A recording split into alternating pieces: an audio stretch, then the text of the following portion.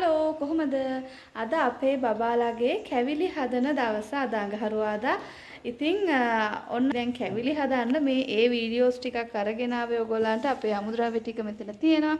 අද ඉන්නේ අපි දිවුලපිටිය සායනේ මට කඩා ගන්න පුළුවන් විදියට ලස්සන එරබදු මල් ටිකක් අපි හදලා තියෙනවා. අපිට බබාලාව පෙන්වන්න බෑනේ. ඔතනින් අයින් වෙනවද පුතේ චුට්ටක්? right. ඉතින් අපිට බබාලාව පෙන්වන්න බැරි නිසා ඔයාලට ඒගොල්ලන්ගේ මූණ වහලානේ අපි හැමදාම වීඩියෝස් වල එන්නේ. ඉතින් අපි ඒ නිසා අපි කැවිලි හදන්න තියෙන සූදානම පෙන්වන්න තමයි ආවේ. මෙතෙන්ට එනවා අපේ ලිප. එතකොට අපි අද හදන්න බලාපොරොත්තු වෙනවා කැවුම්. ඊළඟට පාට කොකිස් හදන්න බලාපොරොත්තු වෙනවා අග්ගලා අනෝදමල්. ඊළඟට තව එකක් මිස් වුණා. කැවුම් කොකිස් විබර හදන්න ඉන්නවා.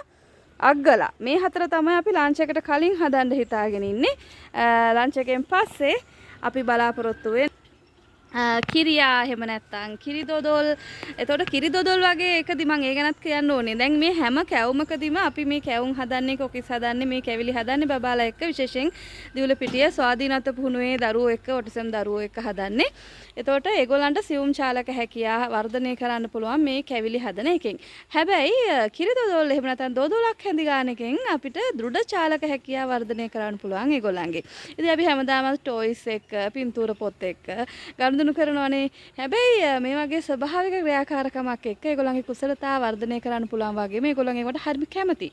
ඉතින් හැම අවුරුද්දෙම දිවුලපිටිය ස්වාධීනත්ව පුහුණු වැඩසටහනේ ඔටිසම් සහති ක්‍රියාකාරී දරුවන් ඇතුළු කුසලතා ප්‍රමාද අපේ දරුවොත් එක්ක අපි මේ වැඩසටහන කරගෙන යනවා. ඉතින් මේ අවුරුද්දේ අපි මීගමු ශාඛාවටත් එන්න තීරණය කරා. හැබැයි මීගමු ශාඛාවේදී අපි මේගොල්ලොත් එක්කම සාමාන්‍ය පන්ති කාමරේ ඉන්න විශේෂයෙන් ජාත්‍යන්තර පාසල් වල ඉන්න මේ අවුරුදු කියන එක එච්චර ෆීලිං වෙන්නේ නැති අපේ දරුවන්ට අවස්ථාව දෙන්න තීරණය කළා තිනවා 12 වෙනි සෙනසුරාදා. ඒතකොට එයාලට පුළුවන් එයාලම හදපු කැවිලි පෙට්ටියක් අරගෙන යන්න. ඉතින් අපේ ඔටිසම් දරුවෝ අරගෙන යනවා වගේම ඒගොල්ලන්ටත් අවස්ථාව තියෙනවා. 12 වෙනිදා මීගමුවට આવොත් ඇවිල්ලා ඒගොල්ලන්ගේම කැවිලි පෙට්ටියක් ඒගොල්ලන්ටම හදාගෙන අරගෙන යන්න. ඉතින් හැම අවුරුද්දෙම මේ ප්‍රෝග්‍රෑම්ස් යන්නේ මොකද මේ අපි උත්සාහ කරන්නේ ඔටිසම් දරුවන්ගේ ස්වාධීනත්ව පුහුණුවේදී දෙමාපියෝ නැති දවසක ඒගොල්ලන් තනියම ස්වාධීනව ජීවිතයට මූණ දෙන්න ඕනේ කියන එක. එතකොට එහෙම තැනකදී අපිට මේ සමාජීය දේවල් මගහැරලා යන්න බෑ.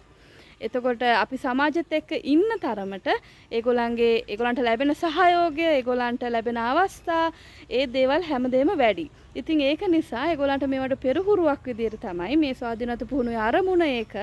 එතකොට අපි හැම අවුරුද්දෙම කැවුම් හදනවා, කැවිලි හදනවා, විවිධ කැවිලි හදනවා, විශේෂයෙන් පැරණි කැවිලි හදනවා. දැන් මේ සැරේ නියමිතව තියෙන විබර ලන්ච් එකෙන් පස්සේ මුකුළු හදන්න බලාපොරොත්තු වෙනවා. ඊළඟට අනෝදමල්.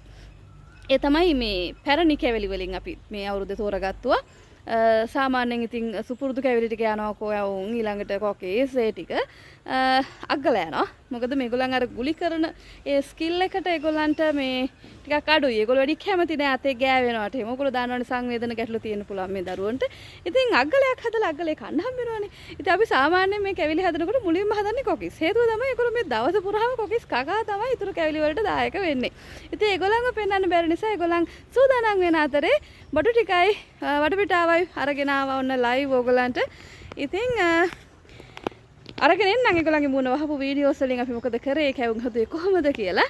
ගිහින් එන්නම් එහෙනම් රසවත් අලුත් අවුරුද්දක් වේවා.